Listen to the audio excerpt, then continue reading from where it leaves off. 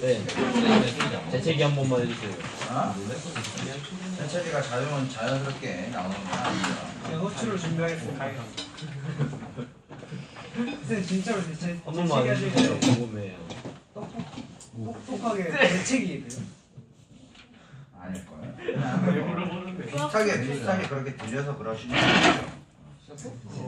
대책이랑 자, 지난 시간에 진행했던 거 이어서 진행할 수 있도록 하겠습니다.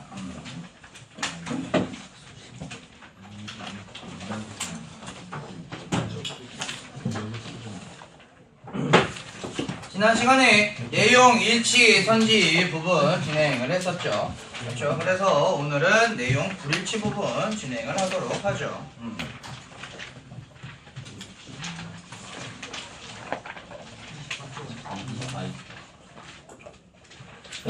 그렇지. 자, 24쪽 진행이 됩니다.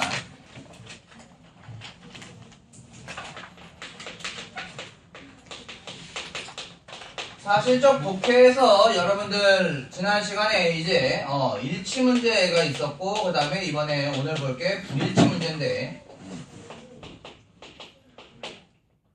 일치 같은 경우에는 완전 일치랑 그 다음에 유사 일치가 있었어요.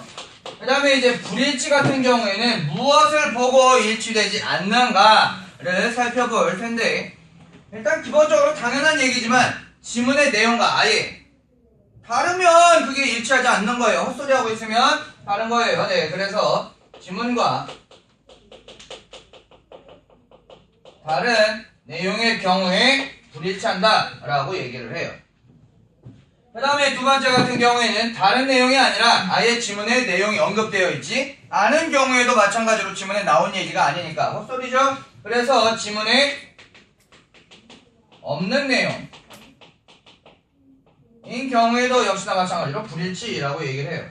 그 다음에 사실 이 세 번째가 여러분들이 가장 많이 헷갈려 하는 것 중에 하나인데, 분명히 그 말이 나오기는 했는데 지문에 있는 대로 나오지 않고 그 지문에서의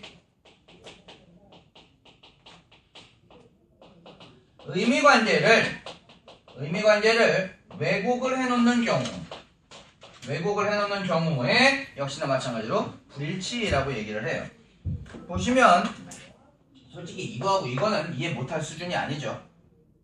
다른 내용이면 당연히 불일치고 없는 내용이어도 불일치야. 근데 지문에서의 의미관계를 왜곡했다라는 얘기는 분명히 그 단어나 그 말 자체가 지문에 있기는 해. 근데 그 관계가 예를 들면 뭐 인과관계 같은 경우, 인과관계는 원인과 결과 관계예요. 그런데 예를 들면 문장에서 본문에서 비가 와서 소풍이 취소됐다라고 해. 비가 왔다라는 건 뭐가 되는 거야? 소풍이 취소된 것의 원인이 되죠. 그런 원인이 있었기 때문에 소풍이 취소됐다라는 뭘 갖고 왔어? 결과를 갖고 왔어. 원인과 결과 관계예요. 근데 선지에서 이렇게 꼬아놓는 거지. 소풍이 취소돼서 비가 왔다. 자, 소풍이 취소됐다라는 말과 비가 왔다라는 말은 지문에 있는 내용과 동일해. 하지만 의미가 동일합니까? 봐봐. 소풍이 취소되면 비가 와요? 뭐 비우제야? 소풍 취소되면 와 비가 온다 아니란 말이야. 그렇기 때문에 이 원인과 결과 관계를 어떻게 해버린 거야? 왜곡시켜버린 거야. 분명히 그 내용 자체는 동일하게 있습니다만 관계가 왜곡되었기 때문에 그것도 맞다 틀리다 불일치한다 라고 골라낼 줄 알아야 된다라는 겁니다. 자, 질문들을 보면서 가도록 하죠. 24쪽 거기 박스를 보시면 관광객처럼 우리 주변에서 흔히 볼 수 있는 걸 대상으로 고르면 현실성이 높다고 하고, 네, 뭐 정리를 합시다.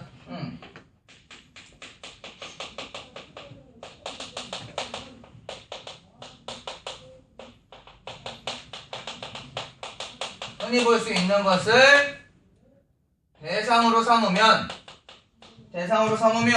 뭐라고 얘기한다고? 무엇이 높다? 아, 그렇지. 현실성이 높다라고 얘기를 하고요. 그 대상을 시각적 재현에 기대어 실제와 똑같이 표현하면 시각적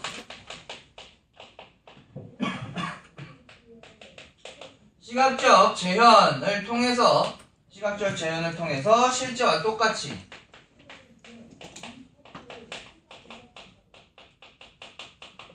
시 대상을 표현하면 뭐라고 얘기해? 뭐가 높다? 사실성이 높다라고 표현을 하는군요. 현실성과 사실성의 차이에 대해서 먼저 언급을 해주고 있어요. 자, 중렬되고 나서 파바트는 대상을 함축적으로 변형했지만 하이퍼리얼리즘은 대상을 정확하게 재현하려고 하였다. 정확하게 재현하려고 하였다라는 하이퍼리얼리즘은 그럼 현실성 쪽이에요? 사실성 쪽이에요? 기본적으로. 방금 읽은 건데 기억 못하면 안 돼. 현실과 똑같이 재현하려고 했다. 현실성, 사실성. 그렇죠. 사실성이죠. 집중해. 자.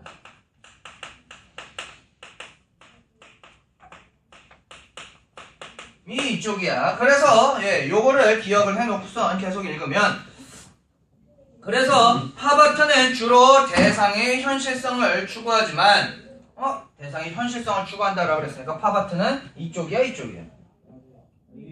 그렇죠. 집중해. 네. 자, 요렇게 됐어. 요렇게 된 상태에서 계속 끝까지 읽어봅시다. 하이퍼리얼리즘은 대상의 현실성뿐만 아니라 트롱프레이어의 흐름을 이어 표현의 사실성도 추구한다. 그렇다면 우리는 기본적으로 리얼리즘이 사실성에 입각했다라고 했지만 무엇까지도 갖고 있어?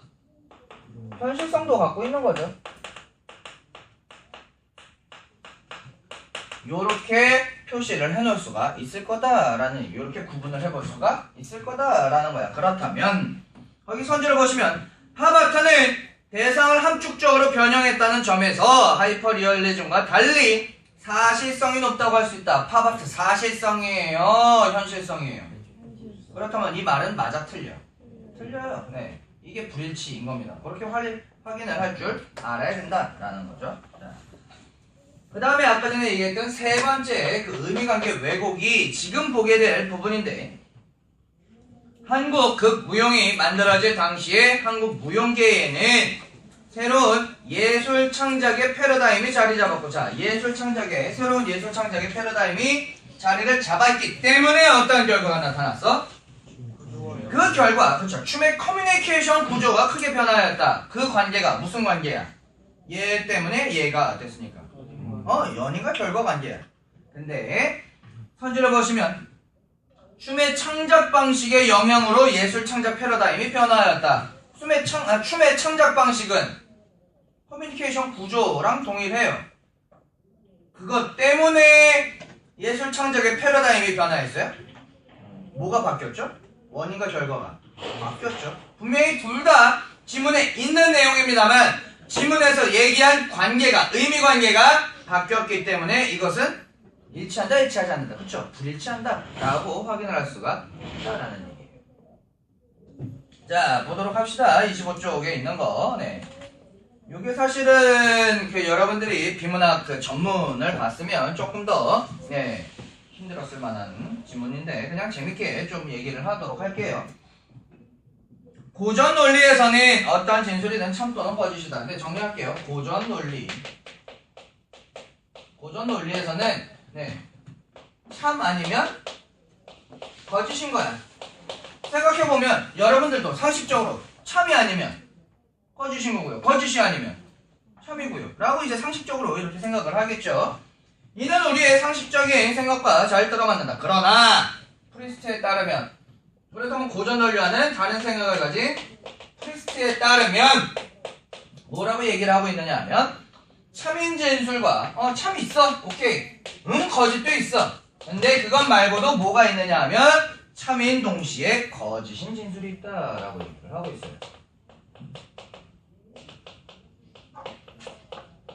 사실 언뜻 생각해보면 저런 명제가 있기가 힘들죠. 참인데 어떻게 동시에 거짓일 수가 있지? 라고 생각을 할 수가 있는데, 사실은 그렇기 때문에 이 프리스트가 논리학에서 이름이 남겨질 수밖에 없는 인물인 겁니다. 왜?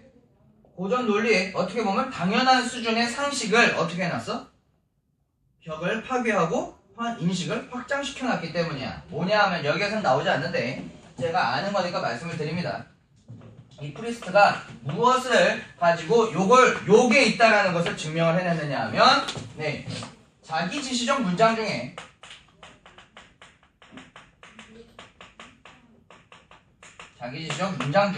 네, 거짓말쟁이 문장.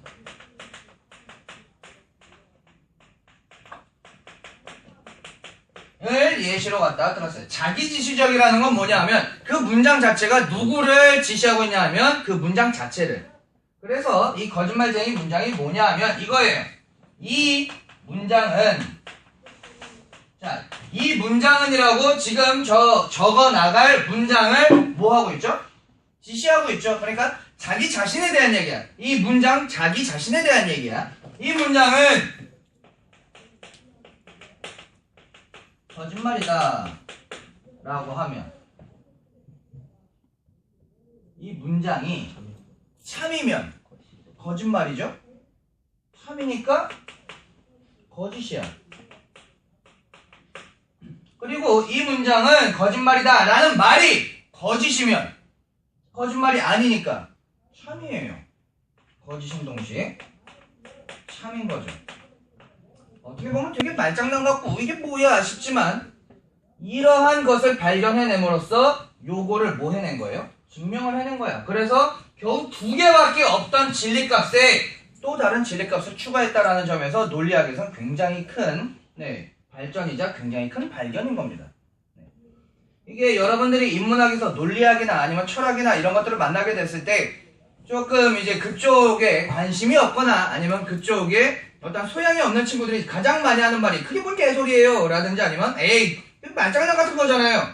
원래 말장난 같은 게 아주 무엇을 만들어내냐면 별거 아니야 보이는 게 큰 차이를 만듭니다. 예를 들면 철학이나 이런 거 제외해놓고선도 콜럼버스 에피소드도 마찬가지죠. 계란을 세울 수 있느냐라고 했더니 다른 사람들이 날달기 하려니까 아이 못 세우는데 어쩌고저쩌고 하고 있는데 콜럼버스가 해가지고 세워요. 에이 그건 나도 하지. 근데 왜 처음에 해내지 못했죠? 인식의 전환이라는 건, 인식의 발상이라는 건 그런 겁니다. 누구나 다 할 수 있는 건데 아무도 해내지 못하던 것을 최초로 해냈다라는 것 자체가 굉장히 인정을 받는 거고 굉장히 인식의 발상, 전환을 가져왔다라는 것이 굉장히 중요한 부분이 되는 거예요. 이건 말고도 또 그런 거 있었어요.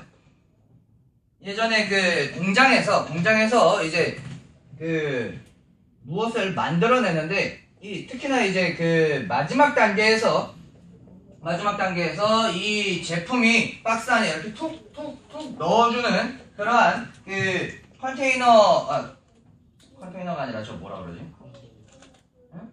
컨베이어. 고맙다. 컨베이어 쪽 그 과정이 있었어. 그랬는데 거기에서 불량률이 15% 이상을 찍었어. 보통 불량률은 몇 프로 이하여야 돼요? 1% 이하인 게 되게 뛰어난 품질이고 보통은 5% 이하여야 합니다. 그런데 15%가 났다라는 건 뗐다라는 얘기예요. 저는 분명히 뗐다라고 얘기하는데 앞에 이상한 단어가 들렸으면 평소 여러분들의 언어 습관을 반성할 필요가 있어요. 자, 그런 상황에서 회사가 당연히 15%가 넘으면 그 상품은 접거나 아니면 뭐를 낮춰야 돼? 아니 가격하고는 상관이 없어요. 신뢰가 떨어지는 거잖아. 상품의 신뢰가 떨어지는 거니까 무엇을 낮춰야 돼? 생산량을 낮출 수도 있지만 아예 그 제품이 뭐가 있지 않도록? 하자가 있지 않도록 그 불량률을 낮춰야겠죠. 근데 그거를 이제 머리 좀 쓰는 사람들이 되게 모여서 고민을 한 거야. 사실 이 회사가 되게 뛰어나고 돈이 많은 회사가 아니었기 때문에 재화가 한정되어 있어. 근데 그 부분에 대해서 그 부분을 뭘 하려면? 다 수리를 하거나 교체를 하려면 돈이 어마어마하게 많이 들어. 그래가지고 이제 노동자 측하고 그 다음에 이쪽하고 막 서로 막 조율을 겁나 했어. 그래가지고 한번 기계를 바꾸는데 비용이 이만큼 드는데 그건 회사 측에서도 큰 출혈이니까 노동자 측에서 앞으로 몇 달은 어느 정도 감봉이 있을 것이다 어쩌고저쩌고. 근데 그게 뭐 몇 %일 것이다 라고 하니까 그건 너무 적지 않느냐라고 해서 막 이렇게 해가지고 서로 싸우다가 결국 협의를 했어. 근데 협의가 이루어지고 나서 그 달 말에 불량률을 체크를 했는데 불량률이 1% 이하로 떨어져 버렸어요. 아무것도 아직 한 게 없는데. 그래, 야 이거 어떻게 된 거냐? 우리가 그렇게 고민을 했는데도 고치지도 못했고 교체도 안 했는데 왜 불량률이 떨어졌지? 라고 했더니 거기에서 그 컨베이어 벨트 쪽에서 일하던 노동자가 뭘 갖고 왔냐 하면 큰 선풍기를 하나를 갖고 왔어요. 큰 선풍기를 틀어놓으니까 안에 제품이 안 담겨있는 빈 박스는 날아가요. 그러니까 담겨있는 것만 상품으로 출하가 되죠. 되게 간단한 거, 되게 어떻게 보면 당연한 거, 별거 아닌 건데 그 잘난 사람들이 아무도 생각을 해내지 못했던 겁니다. 그래서 별것 아닌 것 같이 보이는 것도 무시하거나 에이 그건 나도 하지 라고 하시면 안 돼요. 그래서 니들이 했어요? 못했잖아요. 그래서 위대한 발견이라는 건 되게 별것 아닌 것 같이 보여도 최초라는 게 중요한 겁니다. 왜? 아무도 하지 못했었으니까. 하고 나니까 별거 아니라고 얘기하는 것 뿐입니다.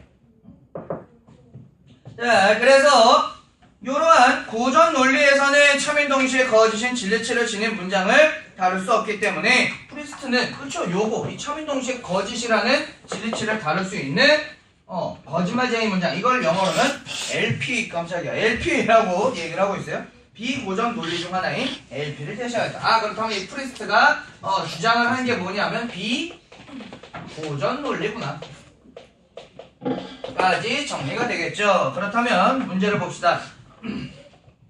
비고전 논리에서는 모든 자기지시적 문장에 차민동시에 거짓을 부여한다 라고 되어 있는데 제가 여기에 모든이라고 적었나요? 자기지시적 문장 중에서 라고 얘기했잖아. 그러면 요것만인 거잖아. 그렇다면 이거는 맞는 말 틀린 말 틀린 말이에요. 분명히 자기지시적 문장이라는 것도 나오고 비고전 논리에서 차민동시에 거짓이라는 진리값이 있다라는 얘기도 나오지만 뭐 하나 때문에 틀렸어? 모든이라는 단어 하나 때문에 틀렸어. 오케이. 그런 것들을 확인해 두실 필요가 있다라는 얘기예요.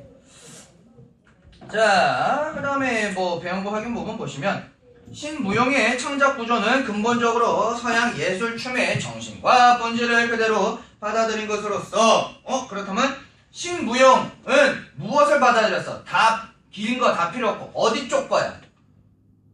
오케이, 서양 쪽 거야. 그래서 우리의 전통 춤의 정신과 존재 방식, 의사소통 구조를 포기한 것이다. 그렇다면 우리나라 전통 춤과는 같다 다르다? 다 다르다라는 거예요. 모두 달라. 기본 정신도 다르고 존재 방식도 다르고 의사소통 구조도 다르고 무조건 다 달라. 근데 밑에 보시면 신무용과 전통 춤이 추구하는 정신은 동일할까요? 당연히 다르겠지. 신무용은 서양 쪽이고요. 그 다음에 전통춤은 동양 혹은 아니면 우리나라 전통의 것이잖아. 당연히 다르다라는 얘기죠. 그렇게 해서 진행이 됐습니다. 이제 이어서 나갈 거는 개념 2가 되겠죠. 톡2.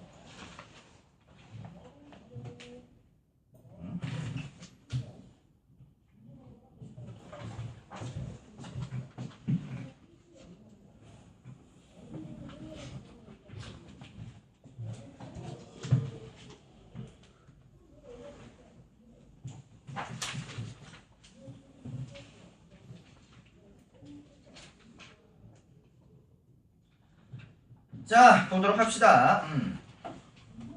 26쪽으로 와서 이제 우리가 살펴볼 건 화제, 논제, 논점이에요. 네. 단어 자체는 되게 어려운 단어처럼 보이지만 뻔한 것들입니다. 얘기 좀 할게요. 화제, 논제, 그 다음에 논점. 화제라는 거는 화가 이야기 화자죠. 그래서 이야기의 어떤 제목 혹은 아니면 이야기의 재료라고 보시면 돼요. 그래서 이 중심 화제를 화제 중에서 중심 화제라는 것을 파악을 해야 됩니다.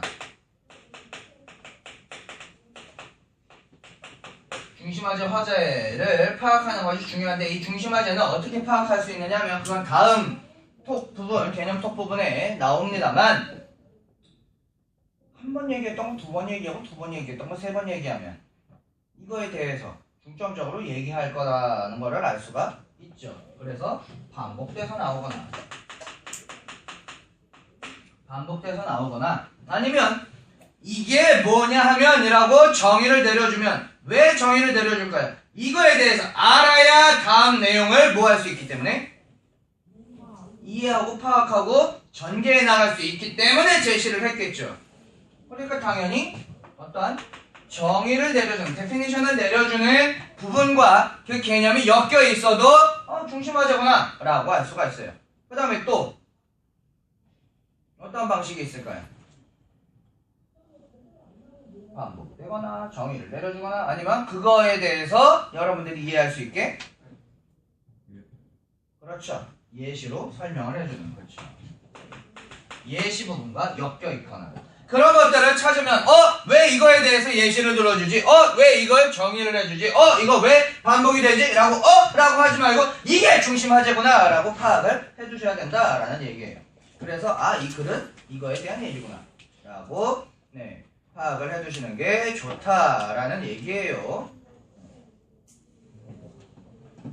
자, 그 다음에 이제 논제 부분에 대해서 잠깐 간단하게 얘기하면 논제는 이제 논하고자 하는 것의 제목이나 주제 뭐 어렵게 써있지만 여러분들이 이 논제에서 신경 써줘야 하는 거는 각 지문에서 뭘 확인을 해주셔야 되느냐 하면 사상가나 이론가의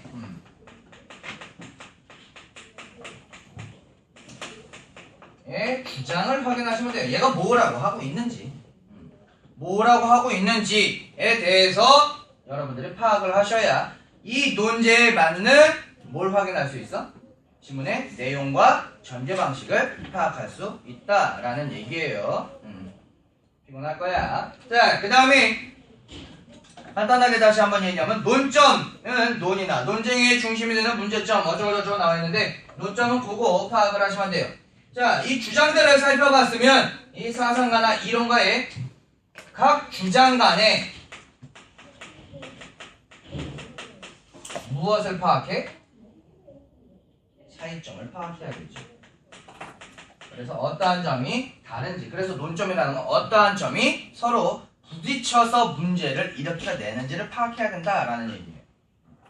자, 간단하게 거기에 있는 지문들 좀 보면서 가도록 하죠. 화제 부분.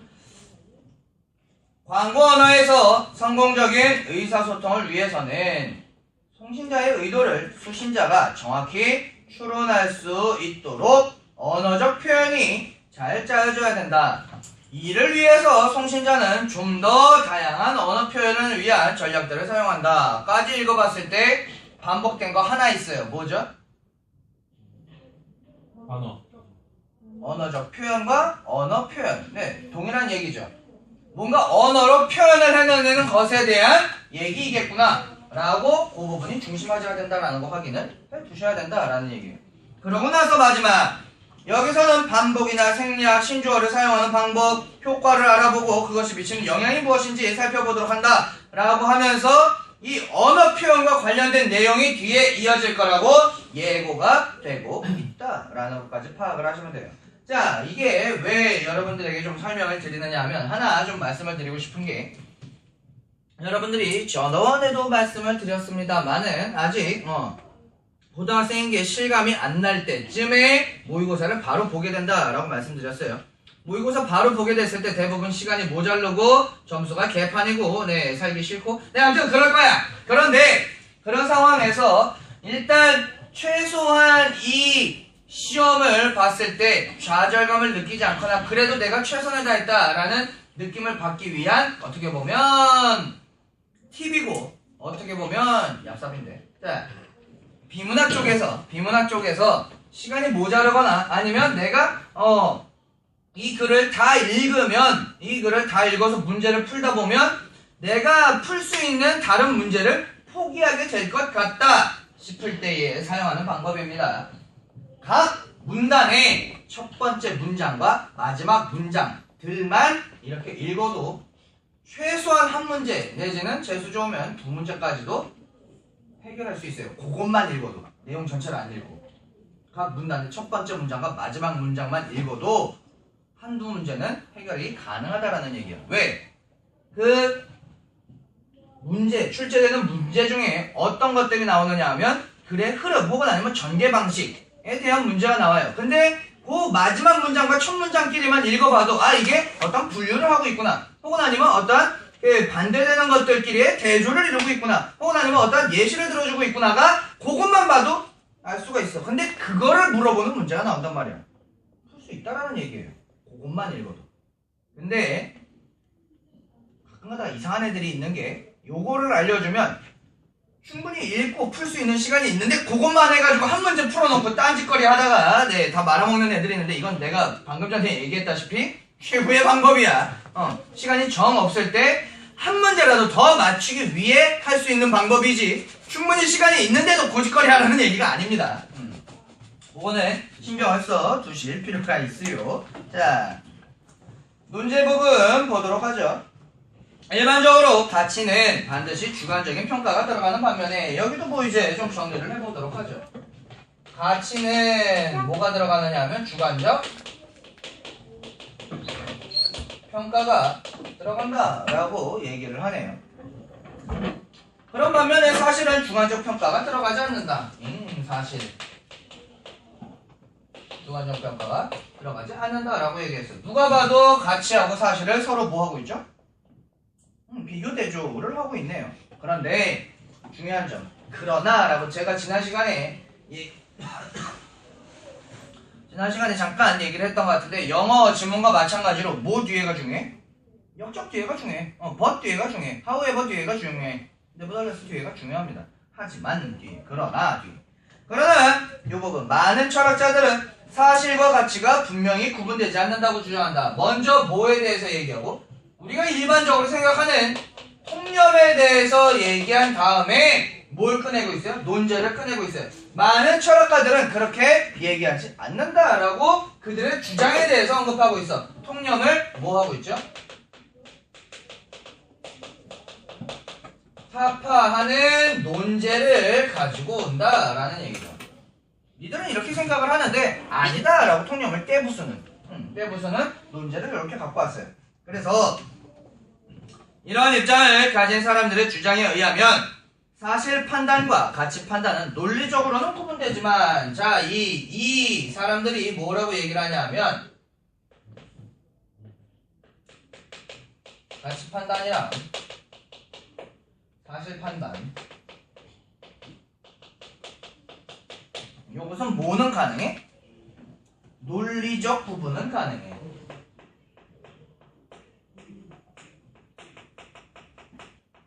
근데 실제 지적인 활동에서는 서로 결합될 수밖에 없는 것이다. 실제적 부분은 가능, 불가능? 불가능하다라고 얘기를 하고 있는 거죠. 이렇게 파악을 해놓으시면 돼요. 자, 그래서 이러한 주장은 상당히 설득력을 가진다. 인간은 과학을 통해서 사실구조를 인식하여 윤리를 통해서 가치를 판단하기 때문에, 자, 가치 판단은 뭐와 연결되어 있어? 윤리와 연결되어 있고요.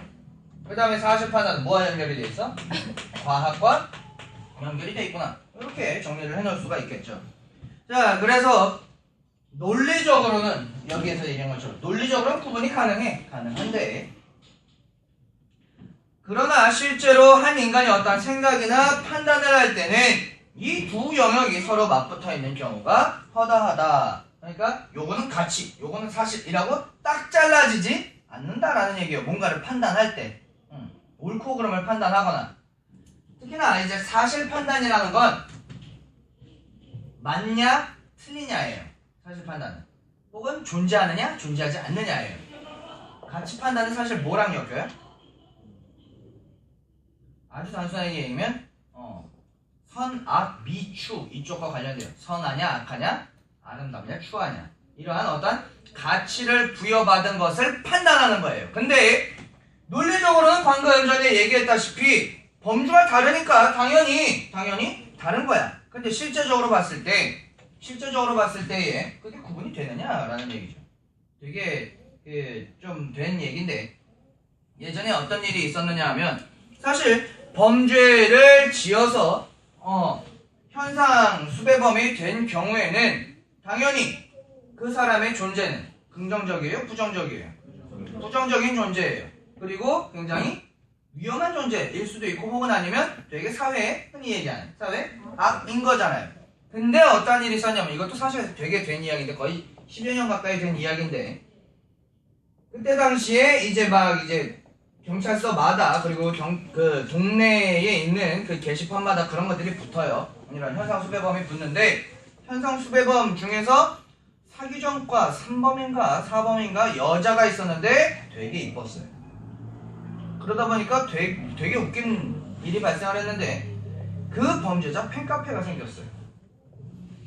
그래 놓고선 거기에서 일어나는 이 커뮤니케이션들이 뭐였냐면 댓글들이 뭐였냐면 이 정도로 예쁘게 생겼으면 봐줘야 되는 거 아니냐부터 해가지고 막 그런 게 있었어요. 예쁘다라는 가치 판단으로 인해서 무엇을 상실해버렸어? 법이라는 게 옳다 그르다라는 사실 판단이 흐려져 버렸어. 사람들은 그렇다라는 얘기예요. 논리적으로는 구분이 가능하지만 실제적으로는 그렇지 못하다라는 것을 철학자들은 얘기를 했다라는 거죠.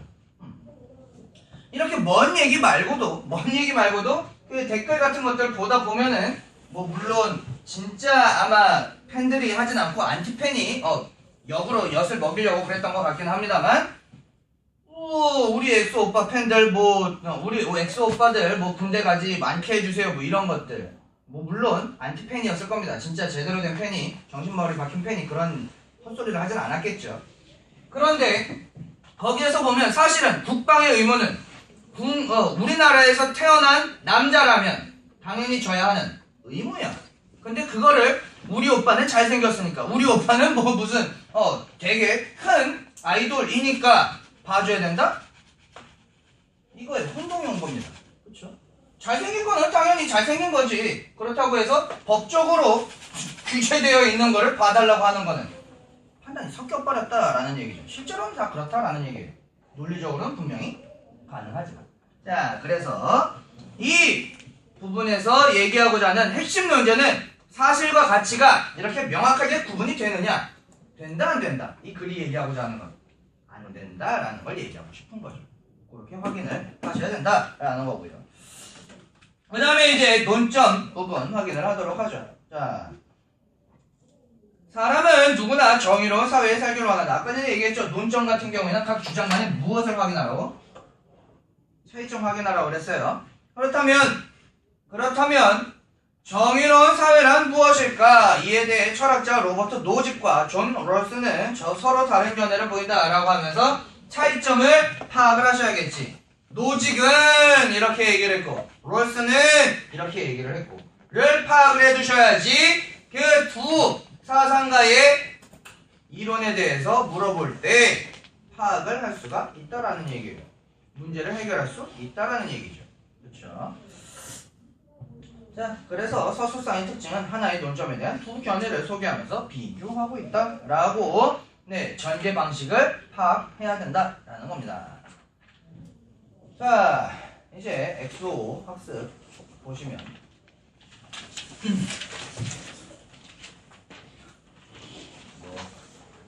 자, 보시면 지휘자와 오케스트라가 베토벤의 교향곡을 소리로 재현해 놓지 않는다면 베토벤의 명곡은 결코 우리 앞에 생생한 소리로서 존재할 수 없다. 자, 이 지휘자하고 오케라는 뭐야? 오케스트라가 이 지문은 지휘자하고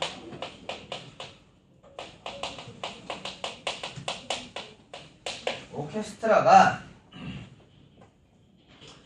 소리로 재현하면 재현하지 않으면 생생한 소리로 할 수 없다라고 하니까 이 사람들이 뭘 하는 거냐면 소리로 재현을 하는데 이 소리를 재현했을 때에 만들어지는 게 생생한 소리인 거야. 생생한 소리인 건데 이 지휘자와 오케스트라가 작곡가의 악보를 소리로 바꾸는 과정에서 이렇게 소리를 재현하는 과정에서 뭐가 필요하다라고 얘기를 하고 있느냐면 음악 해석이라는 것이 필요하구나 라고 얘기를 하고 있어요.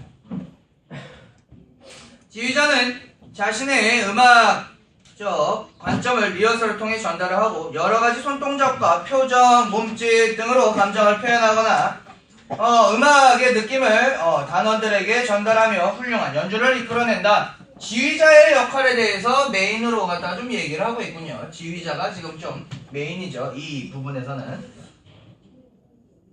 그 순간 지휘자는 단지 박자만 맞추는 게 아니라 하나 둘 셋 넷 하나 둘 셋 넷 이것만 하는 게 아니라 자기가 이 음악을 해석해서 어떻게 연주를 할 것인가를 단원들에게 사실 뭐 하고 있는 거죠? 주문하고 있는 겁니다. 아시다시피 지휘자들 하는 거 보면 당연히 박자는 거의 기본입니다. 그렇죠? 박자 맞춰주는 건 기본이야. 근데 왜 이제 뭐 이렇게 한다든가 하는 식으로 갖다가 방금 전까지 크게 하던 거를 작게 이렇게 요구를 하죠. 그런 거는 사실은 이 작곡가가 만들어 놓은 그 곡을 지휘자가 해석을 하고 나서 어떻게 하면 더 생생한 소리로 전달할 수 있을까를 고뇌에서 나온 결과라는 얘기예요. 그게 없으면 생생한 소리로서 전달할 수가 있다 없다?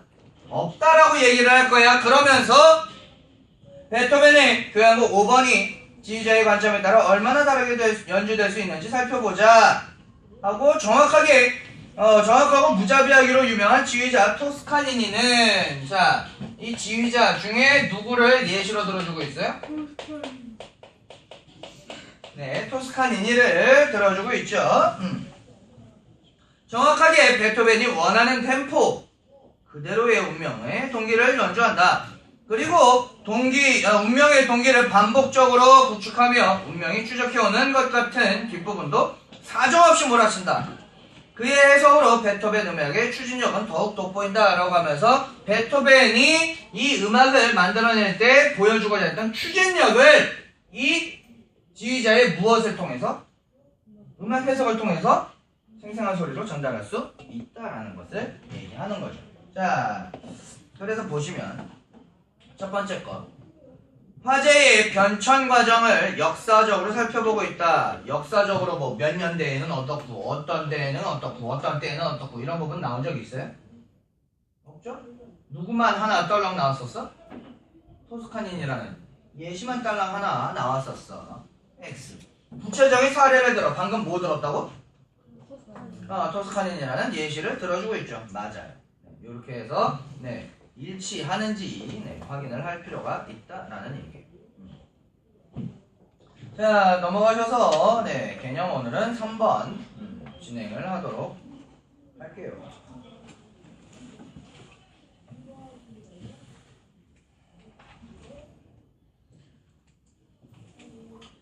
간단하게 지금 조금 정리해 줄 수 있는 것만 정리해 놓고 좀 쉬는 시간이 될 것 같네요. 보시면 핵심어와 중심 내용이라고 되어 있는데 이 핵심어는 사실은 우리가 방금 전에 배운 뭐와 연결되냐면 화자랑 연결돼요.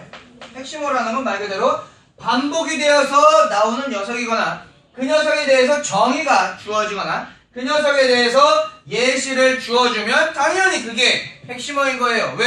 그 글에서 중요하게 다루고 있는 녀석이기 때문에. 그렇죠. 당연한 얘기입니다.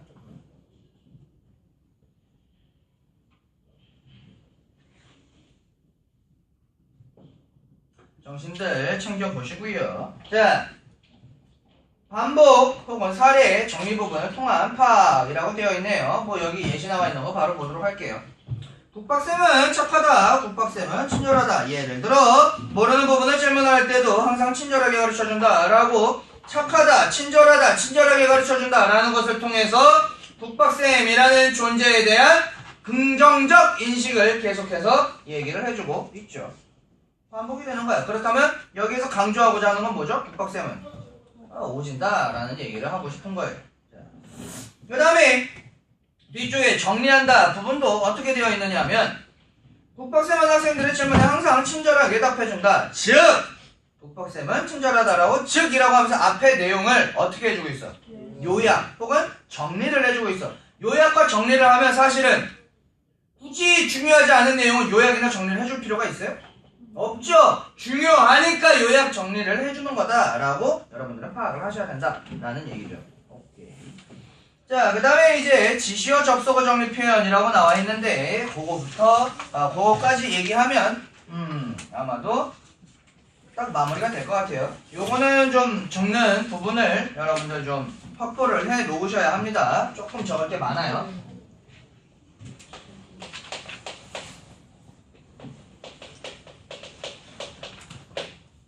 뭐 지시어는 저밖에 몇 개 없습니다. 지시어는 앞에 나왔던 것을, 앞에 나왔던 개념 혹은 앞에 나왔던 문장 혹은 앞에 나왔던 문단 등을 다시 지시를 해서 사용을 하는 건데, 언어의 경제성을 위해서 사용을 하는 건데, 단순합니다. 지시어 뭐를 기준으로 사용이 되냐면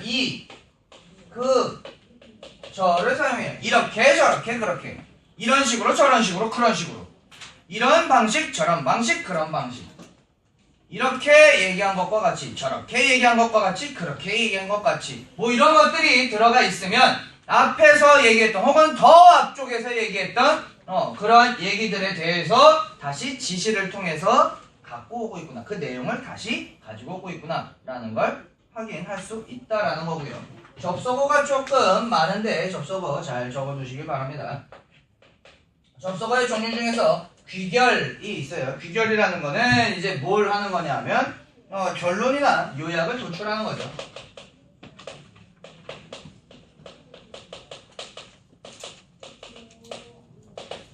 귀결에 사용되는 거는 이런 겁니다.